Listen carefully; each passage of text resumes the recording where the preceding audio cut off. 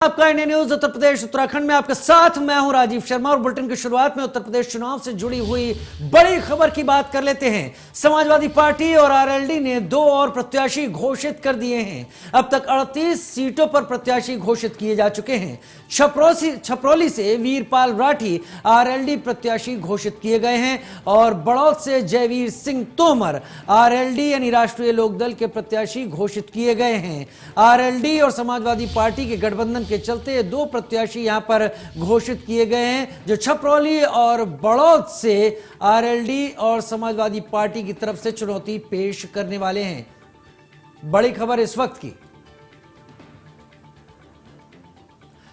38 सीटों पर अब तक प्रत्याशी घोषित किए जा चुके हैं। छपरौली से वीरपाल राठी आरएलडी प्रत्याशी होंगे और वहीं बड़ौद से जयवीर सिंह तोमर आरएलडी के प्रत्याशी होंगे।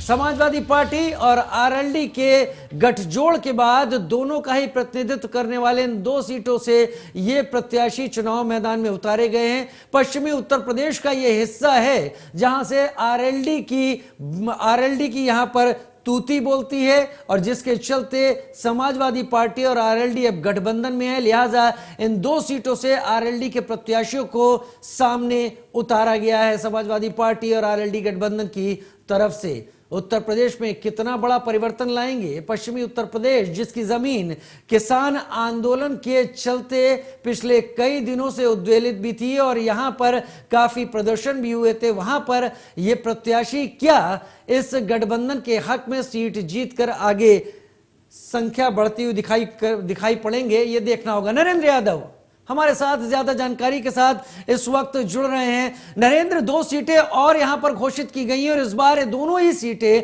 आरएलडी के प्रत्याशियों की घोषित की गई हैं। इस बात का इंतजार भी था क्योंकि गठबंधन दोनों का ही हो रखा है, समाजवादी पार्टी और आरएलडी का, और पश्चिमी उत्तर प्रदेश में कांटे की टक्कर का एहसास पहले से ही है।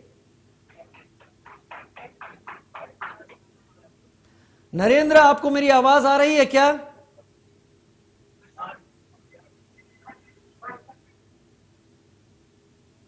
अपने दर्शकों को बता दें कि 2 और सीटों पर प्रत्याशी घोषित कर दिए गए हैं राष्ट्रीय लोकदल और समाजवादी पार्टी की तरफ से। 38 सीटों पर अब तक प्रत्याशी घोषित किए जा चुके हैं और इस बार जो 2 प्रत्याशी हैं, छपरौली से वीरपाल राठी को आरएलडी प्रत्याशी घोषित किया गया है और उधर इसके साथ बड़ौद से भी एक प्रत्याशी घोषित किया गया है। नरेंद्र, मेरे साथ नरेंद्र यादव इस वक्त जुड़े हुए। नरेंद्र, क्या आपको मेरी आवाज आ रही है? बिल्कुल, आपकी आवाज हमें मिल रही है, बताएं। नरेंद्र, 2 प्रत्याशी और घोषित किए गए हैं और ये दोनों ही आरएलडी की तरफ से हैं, समाजवादी पार्टी आरएलडी गठबंधन के। कितना ज्यादा दारोमदार इन पर है और क्षेत्र में इनका क्या दबदबा है कि इनका नाम सामने लाया गया है? देखिए, आरएलडी से समाजवादी पार्टी का गठबंधन हुआ है और आरएलडी स्वतंत्र है अपने प्रत्याशियों को चुनने के लिए। आरएलडी की तरफ से इन दोनों नामों का ऐलान किया गया है, जिसके बाद संयुक्त रूप से सूची जारी की गई है। अब तक आरएलडी और समाजवादी पार्टी की तरफ से 38 प्रत्याशियों की सूची जारी की गई है, जिसमें से 10 प्रत्याशी समाजवादी पार्टी की तरफ से हैं और 28 प्रत्याशी आरएलडी की तरफ से हैं। इस बात को लेकर लगातार दोनों दलों के बीच बैठक चल रही थी और इस बैठक के बाद ये तय किया गया है कि पश्चिमी उत्तर प्रदेश में 38 सीटें जो जारी की गई हैं, संयुक्त रूप से जारी की गई है, इसमें से 28 आरएलडी के खाते में गई हैं और 10 प्रत्याशी समाजवादी पार्टी के शामिल किए गए हैं। जी, मेरा सवाल वही है नरेंद्र आपसे, जो सवाल मैं आपके सामने रख रहा था कि आरएलडी की तरफ से ये 2 प्रत्याशी यहां पर अब सामने उतार दिए गए हैं, लेकिन पश्चिमी उत्तर प्रदेश की जमीन में ही किसान आंदोलन के बीज कहीं गहराई तक गड़े हुए हैं। ये प्रत्याशी क्या इस बार बीजेपी के वर्चस्व को तोड़ने में मददगार होंगे? क्षेत्र में इनका क्या असर है जिसके चलते इन्हें ही प्रत्याशी इस बार इन दोनों जगहों से चुना गया है, छपरौली और बड़ौद से? देखिए, जो पार्टियां होती हैं अपने कैंडिडेट को की मजबूती के आधार पर उन्हें प्रत्याशी बनाती हैं। अब ये प्रत्याशी कितना परफॉर्मेंस कर पाते हैं, उनकी जनता के बीच पैठ कैसी रहती है और किस तरीके से चुनाव जीतते हैं, ये सारी रणनीति पार्टियों की होती है।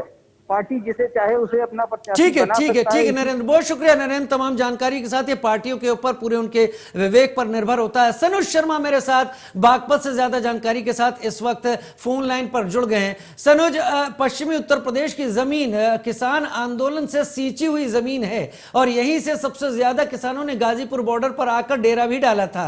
यहां पर आरएलडी अपने जो दो प्रत्याशी घोषित कर रही है, क्या उम्मीद आरएलडी को लगती है कि इस बार वो तोड़ पाएगी बीजेपी के उस वर्चस्व को जो बीजेपी ने पिछली बार पश्चिमी उत्तर प्रदेश में हासिल किया था?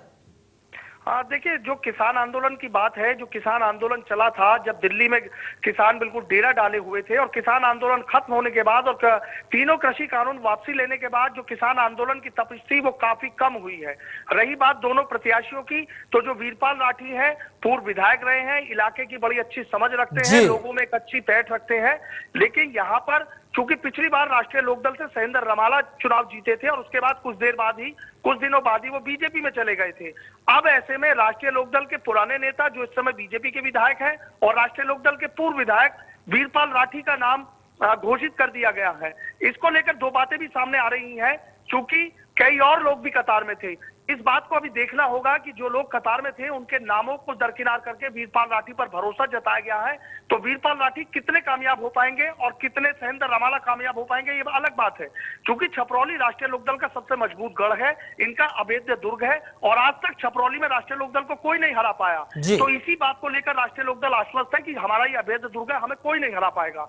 बात बड़ौत विधानसभा सीट की करें तो यहाँ से बीजेपी के दिग्गज नेता है केपी मलिक, कृष्णपाल मलिक, जो एक दिग्गज नेता के तौर पर उनकी गिनती होती है। कभी वो भी राष्ट्रीय लोकदल में हुआ करते थे, लेकिन पिछली बार बीजेपी से टिकट पाने में कामयाब रहे, विधायक बने और इस बार फिर बीजेपी का भरोसा जीतने में कामयाब हुए हैं और फिर बीजेपी ने उन्हें उतारा है।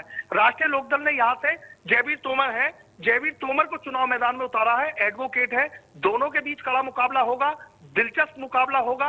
ऊंट किस करवट बैठेगा ये देखने वाली बात होगी। और तीसरी बात ये है कि देखिए, अगर बागपत विधानसभा की बात करें तो बागपत में पहले ही अहमद हमीद को, जो नवाब कोकब हमीद पूर्व मंत्री रहे हैं, 4 से 5 बार वो विधायक भी रहे हैं, उनके बेटे हैं, पिछली बार बसपा से लड़े थे और इस बार उस बार उनको राष्ट्रीय लोकदल ने मौका दिया है और वहां से बीजेपी के जो कद्दावर नेता है योगेश धामा वो भी मैदान में है। तो तीनों सीटों पर दिलचस्प मुकाबला होगा। इन 2 सीटों पर अभी तक घोषणा नहीं की गई थी और ये चर्चा चल रही थी कि कोई नए नाम चौंकाने वाले हो सकते हैं। तो जयवीर तोमर जो है, जो यहाँ बड़ौत विधानसभा से चुनाव मैदान में उतारे गए हैं, उनका नाम वाकई चौंकाने वाला है।